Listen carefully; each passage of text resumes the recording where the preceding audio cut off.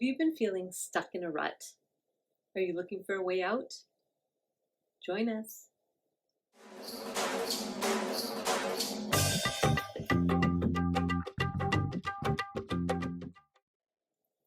Hi, and welcome back to Ask Dr. Saira, the show where I answer your questions about relationships, mental health, and personal growth.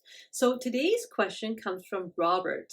And Robert says, I feel stuck in my life and feel like I am in a rut. How do I get out? I feel stuck in my life and I feel like I'm in a rut. How do I get out? It's a good question. It's a question that most of us have asked ourselves at some point in our lives. How do I get out of this rut? Right? And so the first part of that question is the fact that you're acknowledging and admitting that you're in a rut. That's 80% of the fight, right? Because what often happens is that people will be in a rut, but instead of noticing they're in a rut, what they'll do is they'll start blaming the things outside of them. So they'll say, oh, it's because my job isn't good, or because my relationship's boring, or it's because like whatever else outside, right?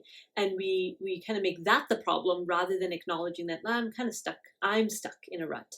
Maybe my job is showing me that, my relationship is showing me that, but I'm the one who's stuck. I'm not going to blame all of those things outside. I'm stuck. So that's the first part, is admitting that you're stuck and being willing to do something about it. You're 80% you're 80% there already. So that's, good for you, Robert, and anybody else who's listening who can relate. If you're admitting it, that's most of the battle. Now, what to do about it? So there's lots of like dozens and dozens and dozens of like books and workbooks about, this step and that step and how to kind of get yourself out. The resource that has been the most helpful for me over the years, the one that really got me out of my rut, was a workbook by Leonie Dawson, where it was kind of like a business life success book, and it was really colorful and really pretty and really girly and artistic. And so I started working the book, and what I liked about it was it felt like playfulness. It felt like fun. It didn't feel like a project, like I have to get my life in order project. It just felt like a fun little, lighthearted exercise that I did every couple of days. Now, so what I did, what worked for me, was actually doing like writing it down, and writing it down in a really kind of casual way, not like a serious way. Because I find when I get too serious about things, then my perfectionist comes out, and it's like, oh, it has to be like, and then I'm like, I don't even start because I see 100,000 ways that it's gonna fail, so I don't even start. So this made it a little bit more lighthearted for me, and I'll put a link to her website in the notes, and then you can check her out if that's something that'd be helpful for you. But that's one of the things I did, was I got kind of curious and playful about this being stuck in a rut, instead of just blaming myself and feeling sorry for myself. And I did that for a while, and then no. And many people come to me actually for counseling because they're stuck, right? Because they feel like they've moved as far as they can with their own steam, and now suddenly they need, like, now it's like, okay, how do I get to the next part? And so another thing that you might want to look at is having someone else kind of support you in moving forward. So that could be a friend. If you have a romantic partner that is in that headspace, it could be them. It could be a professional, like a counselor or a coach.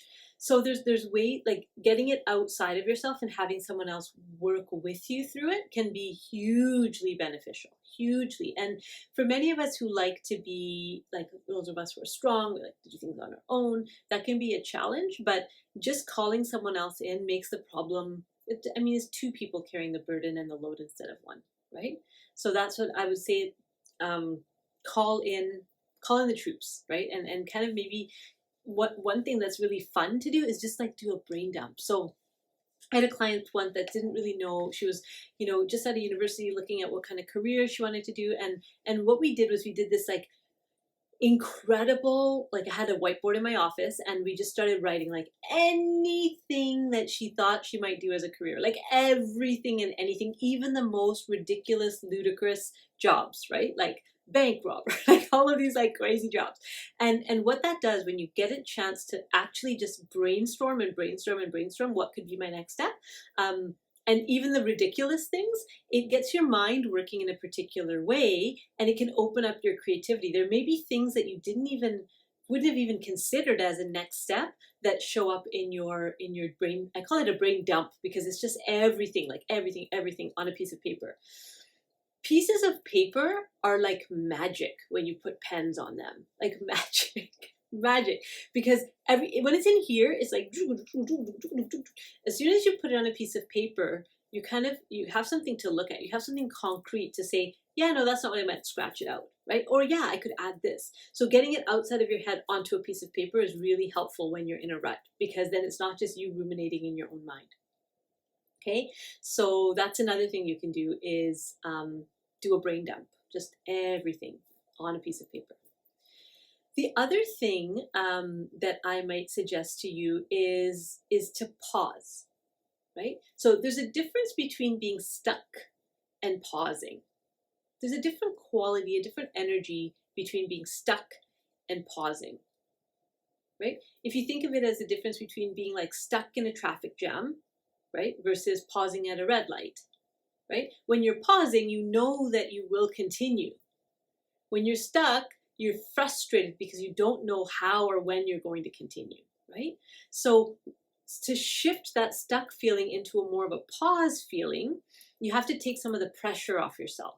That whole gridlock that's around you, just taking some of that pressure off yourself. So if the pressure, I should, by this age, I should have achieved this, or I should have done that, like just erasing all of that pressure and giving yourself a moment to just pause, take a step back and evaluate. Right? Evaluate where you were 5 years ago. And a really fun exercise is to actually envision your life 5 years from now. Like envision it. And one of the ways that I do that with my clients is that we make a timeline. Right? And so on one side of the timeline, we draw like a little stick figure that represents them. And on the other side of the timeline, this happens when they're graduating. We do this as a final thing. On the other side of the timeline, we draw little pictures of all of the things that they wish they will have in 5 years. And so it might be that they wish to be, settled in a new home, or they wish to be in a new career, or they wish to be traveling, or they wish to have a child, or be in partnership, or whatever. And we draw these little images and like, I'm not an artist, but like little stick figures of what we imagine the 5 years would be like. That is what a pause affords you, right? A pause affords you a chance to step back and say, where am I now? And where am I intending to be? And where was I? Because sometimes we forget how much we've done in how hard it was to get here. And so acknowledging that shift and then making a plan for the next 5 years. So those are some ideas of how you might want to get unstuck from your rut. And hopefully that was helpful. I will see you next time on Ask Dr. Saira. Bye.